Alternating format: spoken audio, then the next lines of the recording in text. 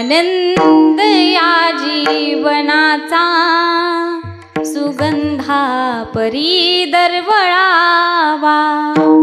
खऱ्या अर्थाने या जीवनाचा आनंद सुगंधासारखा दरवळला पाहिजे. बघा, मरण जरी आलं ना दादा तर माणसाने हसत हसत गेलं पाहिजे. ऐका, भगतसिंगांच्या जीवनातला एक प्रसंग आहे. ज्या वेळेला भगतसिंगाला फाशी होणार होती ना, त्यावेळेला भगतसिंग जेलमध्ये दंड बैठका काढत होते. त्यावेळेला त्या जेलरनी बघितलं आणि जेलर हसायला लागला. त्यावेळेला त्या जेलरने विचारलं, का हो, तुम्हाला माहीत नाही का म्हणे तुम्हाला आज फाशी होणार आहे. त्यावेळेला भगतसिंगांनी जे उत्तर दिलं ते खूप मोलाचं आहे. ऐका, त्यावेळेला भगतसिंग म्हणे, जेलर साहेब, मी ज्या वेळेला लहान होतो ना त्यावेळेला माझी आई मला देवपूजेसाठी बागेतून फुलं आणायला सांगायची. मी जायचो आणि दिसेल ते फुलं तोडून आणायचो. पण माझी आई आणलेले सर्वच फुलं देवाला नव्हती वाहत. जे गोंडस टवटवीत फुलं आहे ना तेच माझी आई देवाच्या चरणावर व्हायची आणि उरलेले फुलं मला कचऱ्याच्या टोकरीमध्ये टाकायला नेऊन सांगायची. त्यावेळेला मला कळालं की देव सर्वच फुलांना आपल्या चरणावरती जागा देत नाही. जे गोंडस टवटवीत फुलं आहे त्यांनाच आपल्या चरणावरती जागा देतो. आणि आज मला माझ्या भारत मातेच्या समर्पणासाठी जायचं आहे. मी जर सुकलेल्या चेहऱ्याने गेलो तर माझी भारत माता माझा स्वीकार करणार नाही, आणि मी जर टवटवीत चेहऱ्याने गेलो तर माझी भारत माता माझा स्वीकार करेल. म्हणून मी आज दंड बैठका काढतो. खऱ्या अर्थाने काय विचार आहे बघा. या नरद्यामध्ये येऊन माणसाने जीवन कसं सुखा समाधानाने आणि आनंदाने जगलं पाहिजे आणि भगवंताचं चिंतन केलं पाहिजे. या जीवनामध्ये येऊन जर तुम्ही देवाचं चिंतन केलं नाही तर हा अनमोल किमतीचा नरदेह तुमचा वायाला गेल्याशिवाय राहणार नाही. खऱ्या अर्थाने तुम्ही जर या नरदेहामध्ये येऊन देवाचं चिंतन केलं नाही तर काय सांगतो तुम्हासी भजारे विठ्ठला, नाही तरी गेला जन्म. खऱ्या अर्थाने इथं 7 दिवस हा अखंड हरिनाम सप्ताह चालू आहे. तुम्हाला इथून कुठं यात्रेला जायची गरज नाही, कुठं जायची गरज नाही. इथं 7 दिवस भगवान परमात्मा इथं विराजमान आहे. जेथे कीर्तनाची जागा तेथे पांडुरंग उभा. खऱ्या अर्थाने 7 दिवस तुम्ही मोठ्या संख्येने इथे उपस्थित राहा. भगवान परमात्मा तुम्हाला आशीर्वाद दिल्याशिवाय राहणार नाही. खऱ्या अर्थाने 7 दिवस आपण त्या भगवान परमात्म्याच्या नावाचा एक प्रकारचा गोंधळच इथं मांडलेला आहे. सुबे असो दिन तुझा गोंधळ मांडिला हो, गोंधळ मांडिला हो, ज्ञान वैराग्याचा वरती फुलवरा बांधिला हो, फुलवरा बांधिला हो, घालून सिंहासन वरूचे घट स्थापियला हो, घालून सिंहासन वरूचे घट स्थापियला हो, घालून घरी घट स्थापियला हो, घालून सिंहासन वरूचे घट स्थापियला हो. उदो बोला, उदो बोला, उदो बोला, उदो बोला, उदो बोला कृष्णबाई माऊलीचा हो. उदो बोला, उदो बोला, उदो बोला कृष्णबाई माऊलीचा हो. उदो बोला, उदो बोला, उदो बोला कृष्णबाई माऊलीचा हो. उदो बोला, उदो बोला, उदो बोला कृष्णबाई माऊलीचा हो. ऐका, राम म्हणता रामची होईजे, पदी बैसोनी पदवी घेईजे, ऐसे सुखा वचनी आहे, विश्वासे अनुभव पाहे, राम रसाची ये चवी, अन रस रुचती केवी. खऱ्या अर्थाने ज्ञानोबरायांनी आपल्या उभ्या आयुष्यात आपल्या वडिलांचा, आपल्या भावंडांचा कोणाचाही उल्लेख केलेला नाही, पण एका बाईचा उल्लेख केलेला आहे. कोण होती ती बाई? एक ऋषिकन्या होती. तारुण्य देशाला प्राप्त झाली. त्या देशाचा राजा आला आणि मागणी केली. ऋषीने नाकार दिला. ऋषी म्हणाले, तुमचं वय कुठं, माझ्या मुलीचं वय कुठं? तुमच्या मुलाचं माझ्या मुलीचं वय एक आहे. त्यावेळेला राजा म्हणाला, माझ्या मुलासाठी दे, माझी सून म्हणून तिला दे. ऋषीने होकार दिला. लग्न झालं, घरी गेली, गरोदर अवस्था प्राप्त झाली. तिने सुंदर अशा बाळाला, राजकुमाराला जन्माला घातलं आणि त्या 1 दिवसाच्या बाळाला पाळण्यामध्ये टाकून उपदेश करते. हा देह नाशिवंता, मळमूत्राचा बाधा, वरी चर्म घातलेले, कुर्म कीटकांचा साधा, रव रव दुर्गंधी रे, अमंगळतीचा बाधा, स्मरे एक हरिहारा,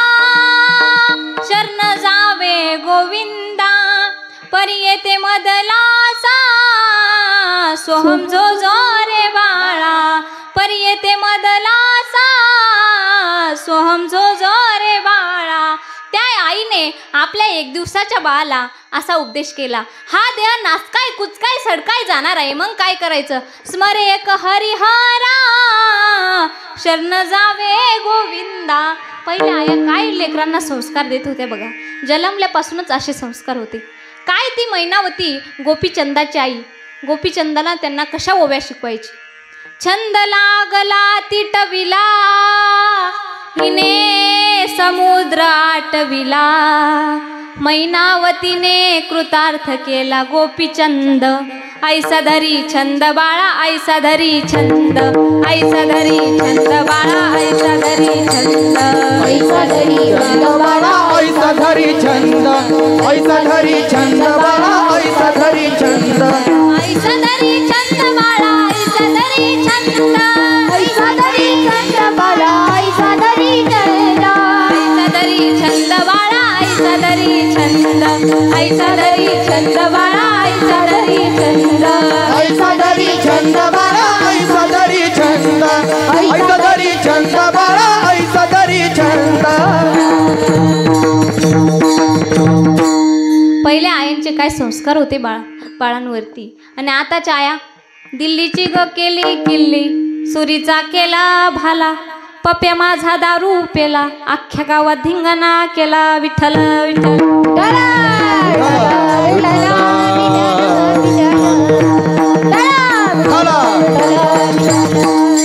खऱ्या अर्थाने मुलाबाळावरती संस्कार टाकणं खूप गरजेचं आहे. आताच्या कलियुगामध्ये मुलांना संस्कार देणं खूप गरजेचं आहे बघा.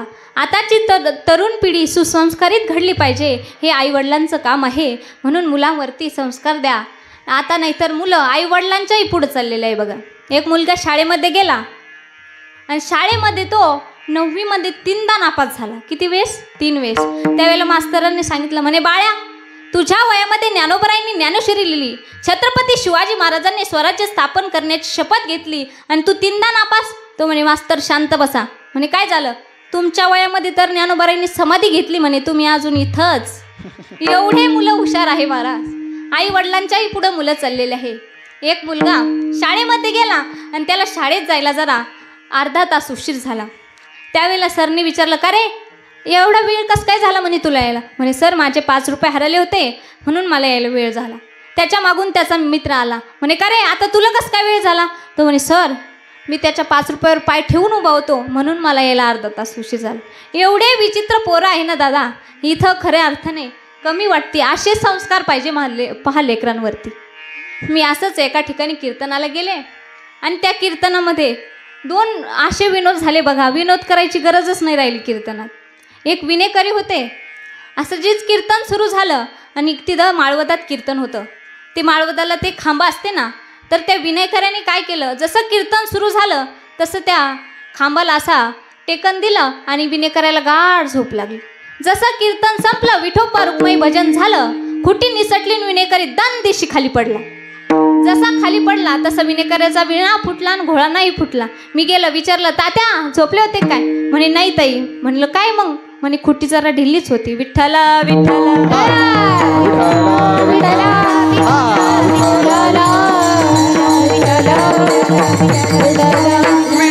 खऱ्या अर्थाने मुलाबाळांना संस्कार द्या. संस्कार देणं खूप गरजेचं आहे. आताच्या काळामध्ये तरुण कोण आहे ऐका. रात्री ज्याला नाव लागतं धरून त्याला म्हणतात तरुण. ऐका नाही, तरुण आहे जवान, तो या महाराष्ट्राची आहे शान. गीता भागवत ज्ञानेश्वरी ग्रंथावर ठेवेल भान, तरच होईल या महाराष्ट्राची उंच मान. या महाराष्ट्राच्या मातीची जर उंच करायची असेल मान, तर महिला मंडळी आपल्या मुलाला शिकवा पसायदान. खऱ्या अर्थाने मुलाबाळांना संस्कार द्या, त्यांना घडवा. खऱ्या अर्थाने असं संस्थेमध्ये टाका. संस्कार देणं खूप गरजेचं आहे बघा. म्हणून महाराज सांगतात, या नद्यामध्ये येऊन तुम्ही देवाचं भजन चिंतन केलं पाहिजे. राम म्हणता रामची होई जे, पदी बैसोनी पदवी घेई जे. ऐसे सुख वचनी आहे, विश्वासे अनुभव पाहे. रामरसाची चवी, अनरस रुचती केवी. तुका म्हणे चाखोनी सांगे माझा अनुभव आहे अंगे. महाराज म्हणतात ते रामरस आम्ही घेतलं, ते चाखलं, त्याचा अनुभव घेतला आणि मग तुम्हाला सांगतोय अनुभव आले अंगा अनुभव आले अंगा अनुभव आले अंगा या जगात अनुभव आले अंगा ते या जगात असे, ते या जगात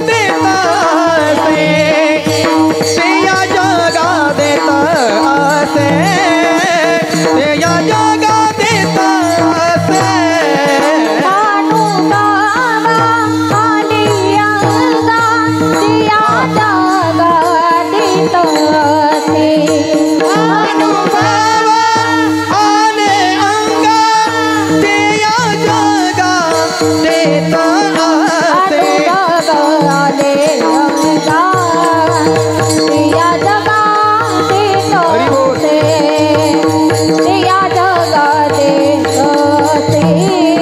ते या जगात असे. अनुभव आले अंगा ते या जगात असे, ते या जगात असे, ते या जगात असे.